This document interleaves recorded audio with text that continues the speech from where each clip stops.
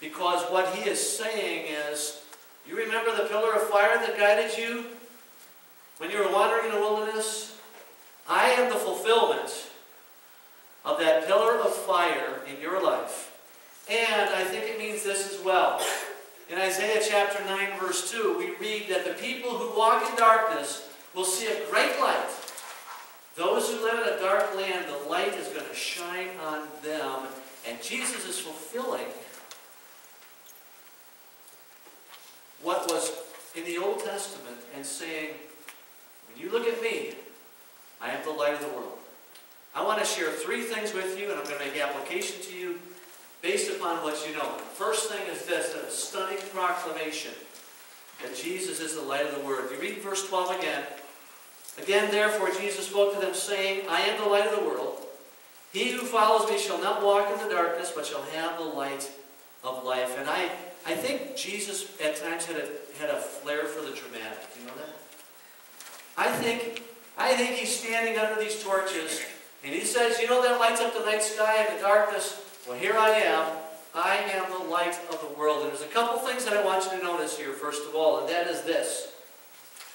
Notice Jesus says, I am the light. I am not just any light. He could have said, I am a light in this world. He could have easily said that. But instead, he says, I am the light. I am the light. It's an exclusive claim. That he has indicated that he alone can bring light for others to this world. He alone can do that. And just as God guided the Jewish people in the wilderness, so Jesus is the true light and the true guide for all the nations. And I think he's saying to us, you have all been living underground in darkness, and I have come to bring light to your condition in your worlds. How many of you here have ever been in such a dark place that you couldn't see right in front of you? Nothing. And have any of you ever done it? How many of you have done it? Yeah. I don't know how you felt, but to me it was kind of eerie. Because in one instant, I felt very disoriented. I felt like I didn't know what it was, where I was at, and if I would have taken a step or two, I would have stumbled, and I could not have seen. Well, thankfully they turned the lights back on, and all of a sudden you are reoriented again, and you're reassured that everything's going to be okay. And I wanted to say something about that in relationship to Jesus, and that is that some of us today may feel like we're walking in a dark cave.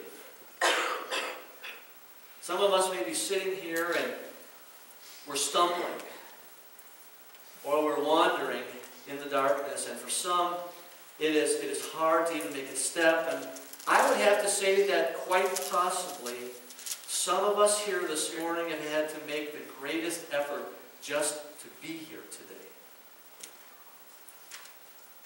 And you're not exactly sure of which direction you're going. You may be confused about things, and Christ says, I am the light. I am the light for you. I am the light, and he wants us to hear that because his light has a way of reorienting us when we're in the dark. His light has a way of reassuring us when we don't know what direction that we are going. And I don't know, but maybe some of you need to hear that today. That you need to hear again that the true light of the world, Jesus, is coming and saying, I can be and I want to be your light in your world today.